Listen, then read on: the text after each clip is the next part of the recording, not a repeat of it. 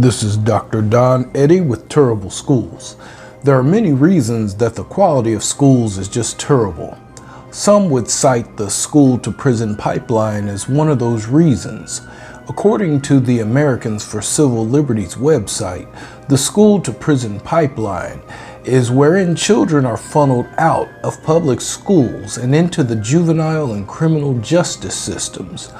Today, I hope to inform you and to help you understand that the school-to-prison pipeline is largely a myth, and some organizations could stand to benefit from pushing the so-called school-to-prison pipeline agenda.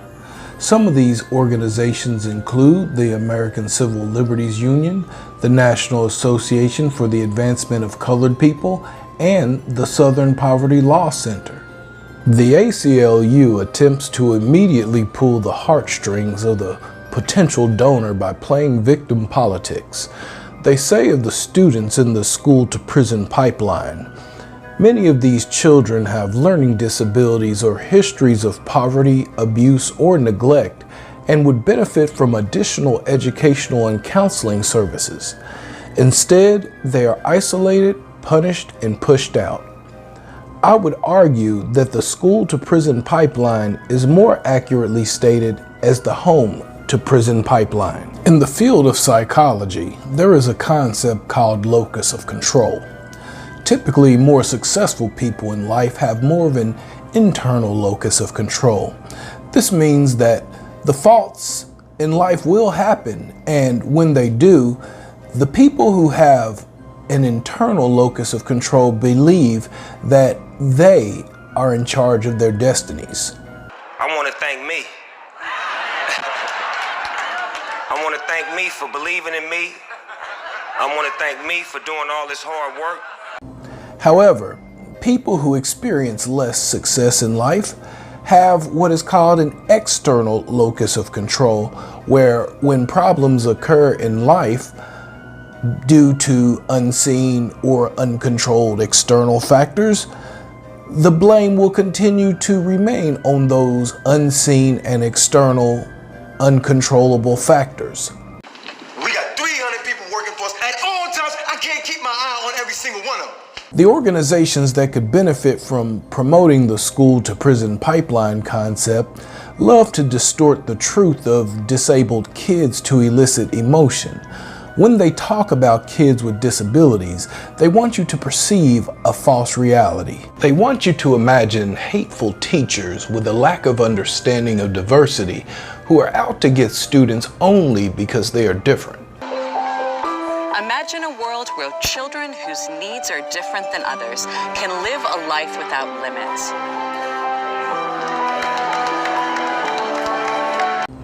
In reality, it isn't kids like these who are likely targeted to be members of the school-to-prison pipeline. The kids who are singled out are highlighted because of violent and disruptive behavior, which severely unbalances learning and safety.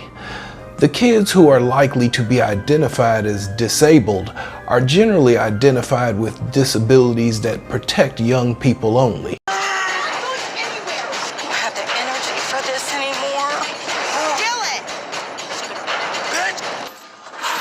Yes, it is. I'm Keyshawn, I'm 16. I did home invasions, still smoke pot, and I carry guns. That's a typical inmate mentality. He's acting exactly like an inmate. My name is James. I'm 15. I smoke weed, and I got 2 charges with theft by taking. I would hypothesize that racism is a key component to the promotion of the school-to-prison pipeline. This brand of racism is one that disempowers those affected to the degree that they feel helpless unless a hero emerges to save them. To some, that hero could be the NAACP, champion of civil rights and protector of the colored community. When the NAACP was founded over 100 years ago, colored specifically referred to the perceived ancestry of African Americans descended from slavery.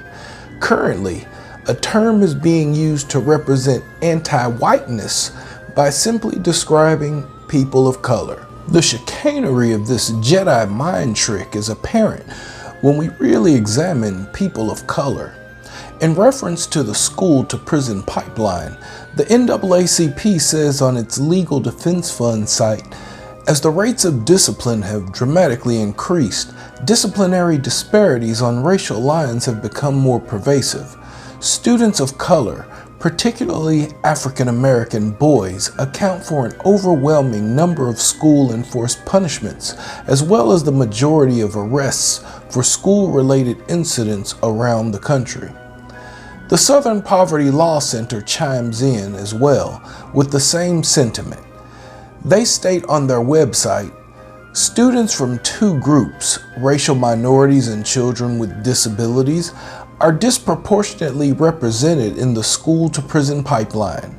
African American students, for instance, are 3.5 times more likely than their white classmates to be suspended or expelled.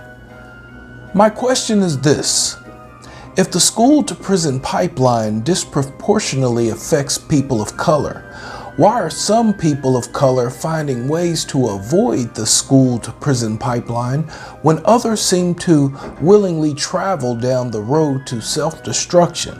Let's examine this a bit further. Asians are considered people of color, yet they regularly manage to avoid the school-to-prison pipeline. With a brief look at the FBI statistics for crime in 2016, in all categories, Asians are the least likely to be arrested. Based on information from the U.S. Census and the Prison Policy Initiative, Infogram.com provides the following charts for our comparison. In terms of being black, people from Africa, South America, and the Caribbean also manage to stay away from the school-to-prison pipeline. There is a problem, I'm afraid, of a culture that people are either afraid or unwilling to address, which goes to the root of the school-to-prison pipeline. The Southern Poverty Law Center provides excuses for the school-to-prison pipeline when it gives these 6 tips to avoid the school-to-prison pipeline. I'm not surprised that none of those tips included children attending school well-mannered and ready to learn. If people would take the raising of kids and children as a personal responsibility and not one of the state, the school-to-prison pipeline could drastically be reduced. There was a time in U.S. history when white people could and would kill black people for learning to read. These days, for some black people, it just kills them to read. Again, this is Dr. Don Eddy with Terrible Schools, and I will leave you with this. Why is one child's right to an education more important than another child's right to safety?